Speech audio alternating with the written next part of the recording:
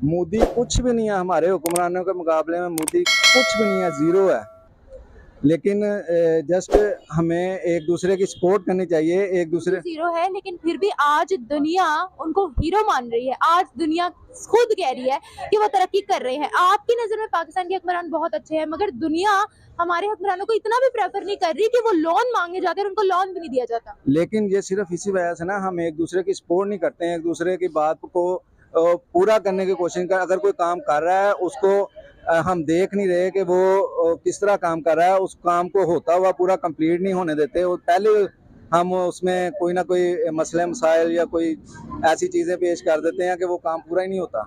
अगर वो एक दूसरे की सपोर्ट करें, उसको काम करने का मौका दें और बाद में हमारी हुई गलती हम अवाम की भी है और हमारे हुक्मरानों की भी है। लेकिन अगर ये एक दूसरे की सपोर्ट करें और उनको टनोर, जैसे अभी इमरान खान साहब आए थे। ऑपोजिशन पार्टी में तो मोदी के सामने भी बहुत से लोग खड़े हैं वहां पर। राहुल गांधी और मोदी का आपस में जो भी क्लैशेस है वो तो आपने सुना ही होगा। तो सर ऑपोजिशन पार्टी तो वहां पर भी है, ये हम नहीं कह सकते कि एक दूसरे का साथ दे तभी हुकूमत जो है वो पूरी होगी। लेकिन अपोजिशन में जो बैठे होते हैं, अगर वो अपोजिशन में बैठ के उसको अच्छी तरह समझें, अच्छी तरह देखें कि अगर इसको ये काम करने से हमारा मुल्क को खर्चा ज़्यादा पड़ता है या कॉस्ट ज़्यादा पड़ती है, या मेरे ये सपोर्ट करने से मेरा फ़ायदा नहीं इसमें लेकिन मेरे मुल्क का फ़ायदा है, अगर ये चीज़ बेसिक चीज़ ये रखें तो मेरा नहीं ख्याल कि पाकिस्तान किसी मुल्क से पीछे रहेगा। या ये चीज उनमें है, उनमें उनमें वो जो उनकी अपोजिशन है वो एक दूसरे को सपोर्ट करती हैं, लेकिन इतना ऑपोजिट नहीं जाती जितना कि पाकिस्तान में जाती हैं। सिर्फ हमारे एक दूसरे को सपोर्ट नहीं करते, ऑपोजिशन में जो बैठे हैं वो बिल्कुल ऐसे ही है जैसे पाकिस्तान और इंडिया बना देते हैं। अच्छा, अपने मुल्क के लिए कौन सोच रहा है, मोदी या फिर हमारे वजीर आजम? हमारे मुल्क के सोचते हैं, लेकिन जो इक़्तिदार में आता है वो सोचते हैं। जो इमरान खान ने भी मोदी की बहुत तारीफ की थी। मोदी नो डाउट ठीक है, लेकिन पाकिस्तान से ठीक नहीं है। किया उनका कंट्री आगे जा रहा है। आज वो दुनिया कह रही है कि हाँ भाई ये बंदा नोबल पीस अवार्ड का हकदार है। यानी आपकी बात अब सच्ची साबित हो। मैं देखिए, मैं सबसे ऑडियंस से ये बात करना चाहूंगा, पीस का मतलब क्या होता है? अमन।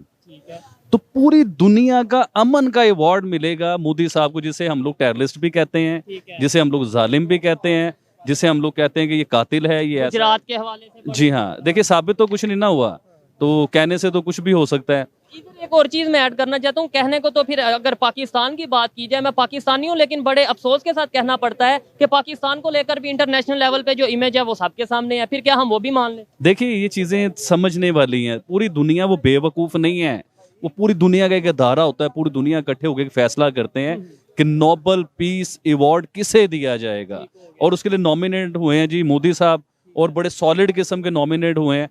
तो मतलब बड़ी खुशी होती है देख के। लेकिन यार हमारे गैरतमंदों को शर्म नहीं आ रही कि हम लोग भी कुछ करें? सिर्फ ब्लेम दे सकते हो, सिर्फ ये कह सकते हो आप ऐसे हो, आप वैसे हो, आपने ये कर दिया। अब दुनिया सारी गद्दार है, दुनिया बेवकूफ है, दुनिया गद्दार। और पाकिस्तानी ठीक आबिद अली तो वैसे ही गद्दार है, जो मोदी साहब की तारीफ करते हैं लोग सारे गद्दार कहते हैं। अच्छा, इधर एक और चीज है। मैं अगर लेट्स सपोज कोई तारीफ कर दूं किसी की, तो कहा यह जाता है या लोग समझ सकते हैं, लोगों का हक है कि यार व्यूअरशिप के लिए, व्यूज के लिए। आप किस चक्कर में तारीफ करते हैं, मुझे ये बताओ? आप मेरे से पैसे लेते हैं या आपका कोई और सिस्टम है, या आप किसी एजेंडे पे काम कर रहे हो? अच्छा, ये बड़ी जबरदस्त बात। मैं तो करूं, मैं तारीफ करूं, किसी का ये ब्लेम करना बनता है कि भाई ये तो व्यूअरशिप के लिए, लोगों को, इंडियन ऑडियंस को खुश करने के लिए ये काम कर रहा है। आप किस लिए? इस चीज का जवाब मैं बड़े सिंपल लफ्जों में देता हूँ आपको। देखिए, मैं सबको ये मैसेज देना चाहता हूँ, ठीक है, ना मेरा कोई यूट्यूब चैनल है, ना मैं यूट्यूब बहुत ज्यादा यूज करता हूँ, लेकिन अब आप हमारी टीम का हिस्सा बन गए हैं, ये आप अनाउंस करते हैं। मैं आप लोगों की टीम का हिस्सा नहीं हूँ, मैं आप लोगों को भाई समझता हूँ। और जो ऑडियंस मुझे देखते हैं ना, यकीन करें दिल की गहराइयों से इन्हें पसंद करता हूँ,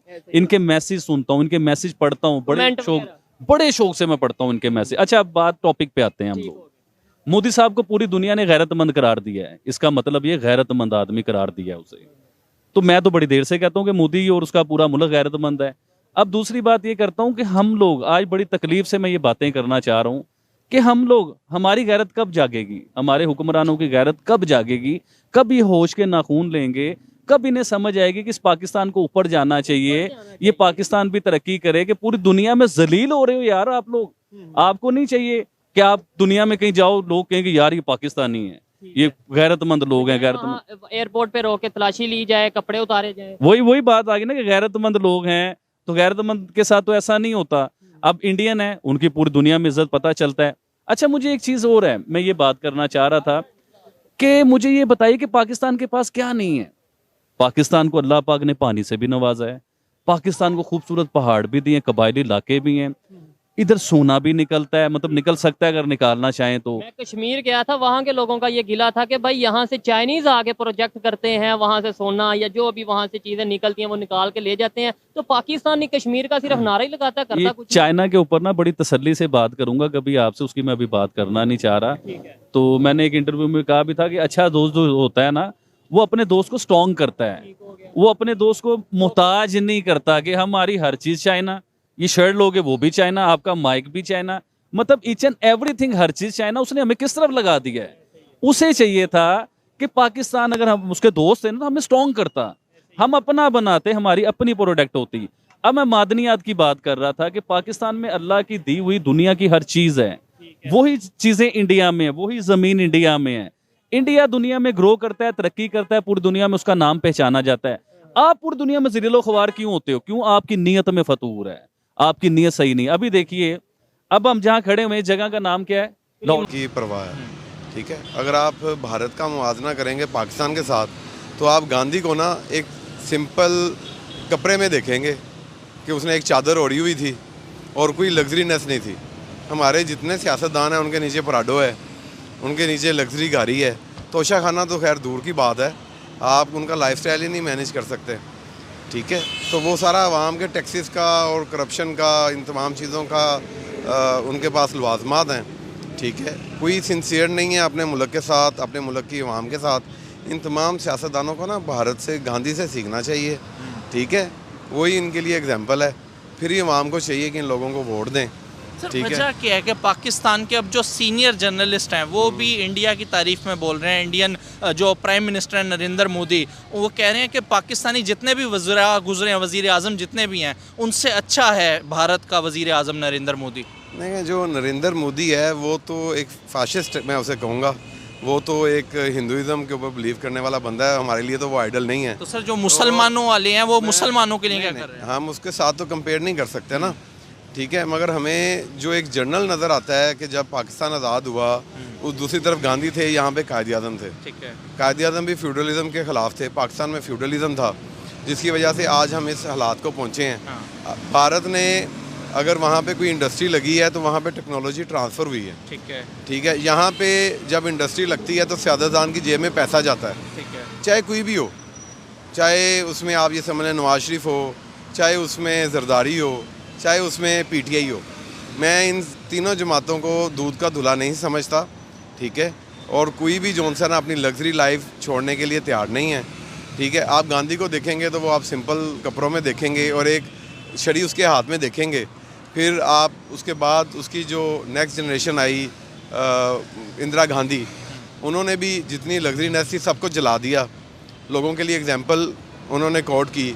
यहाँ पे आप मरियम नवाज़ को देखते हैं तो उसने अच्छे से अच्छे ब्रांड का सूट पहना होता है, पाकिस्तानी ब्रांड का सूट नहीं पहनती वो, ठीक है। मेकअप भी पाकिस्तानी किसी ब्रांड का नहीं करती होगी, ठीक है। अगर कंपैरिजन किया जाए मौजूदा सियासतदानों में इमरान खान का और बाकियों का, तो आप इमरान खान को पाकिस्तानी लिबास में देखते हैं, पेशावरी चप्पल उसने पहनी होती है। टू सम एक्सटेंट, ना चाहते हुए भी हमें इन तमाम लोगों में वो बंदा ना सिंसियर नज़र आता है मुल्क के साथ। सर मौजूदा करंट टाइम में इस टाइम भारत जितना आगे निकल गया, इकोनॉमी वाइज दुनिया की 5वीं बड़ी मईशत है, आप अभी भी समझते हैं कि वो गांधी साहब की वजह से ही है? जो मौजूदा उनके वज़ीर आज़म हैं उनका इसमें कोई रोल नहीं? जो पॉलिसीज़ होती हैं ना वो लॉन्ग टर्म होती हैं, ठीक है। जब भी आप कोई पॉलिसी अडॉप्ट करते हैं तो उसके बाद उसके रिजल्ट 5 ईयर्स के बाद या 10 ईयर्स के बाद आते हैं, ठीक है। यहाँ पे कभी जनरल आ जाता है, कभी कर्नल आ जाता है, कभी जरदारी आ जाता है, कभी नून लीग आ जाती है। वो जितने शॉर्ट टाइम स्पेन के लिए आते हैं, 3 साल 4 साल 5 साल के लिए, हर बंदा अपनी पॉलिसी लेके आता है, ठीक है। अभी वो सिर्फ उसे प्लान आउट करता है, इम्प्लीमेंटेशन के फेज़ में होती है, उसकी हुकूमत चली जाती है, लॉन्ग टर्म पॉलिसी कोई नहीं है। लेकिन सर कहा यह जाता है कि पिछले 10 साल में भारत ने जितना ग्रो किया है उतना पूरे टेन्योर में नहीं किया जितना नरेंद्र मोदी के दौरे हुकूमत में किया। अच्छा, वो नरेंद्र मोदी की हुकूमत में किया, जो पॉलिसीज़ होती हैं ना वो पीछे बैकवर्ड में काफ़ी पुरानी होती हैं, वो 10 साल में नहीं होती। उन 10 साल में वो इम्प्लीमेंट होके अपने मेचोरिटी के फेज़ में होंगी। सही। तो इस वजह से वो ग्रो कर गया है भारत। अदरवाइज़ अगर आप ये देखेंगे, अगर आज में एक पॉलिसी बनाते हैं कोई भी पॉलिटिशियन, ठीक है, जो समझते हैं कि हमने मुल्क को इस तरफ लेके जाना है, वो कोई पॉलिसी बनाएंगे, पॉलिसी का फ्रेमवर्क बनेगा, पॉलिसी अप्रूव होगी, जब वो इम्प्लीमेंटेशन की फ़ेज़ में आएगी, फिर उसके अंदर फिल्ट्रेशन होगी, ठीक है, उसके अंदर करेक्शन होगी, करेक्शन होती रहेगी, चीज़ें इम्प्रूव होती रहेंगी, और फिर उसके जो एंड रिजल्ट्स हैं वो 4 साल के बाद, 5 साल के बाद आना शुरू होते हैं। अगर मैं इसकी एग्जांपल आप ऐसे ही दे सकता हूँ कि जो टाउन प्लानिंग है वो आज भी अगर आप LDA में जाएंगे ना तो 20 साल के बाद की हो रही होगी कि हमने इस लाहौर शहर की 20 साल के बाद क्या क्या इम्प्रूवमेंट करनी है, 30 साल के बाद लाहौर कैसा होगा, कितनी ट्रैफिक होगी। पॉलिसी आज की डेट में बन रही होगी, उसके ऊपर एक्शन स्टेप बाय स्टेप हो रहा होगा, फिर वो 30 साल के बाद जाके अपनी शक्ल में आएगा।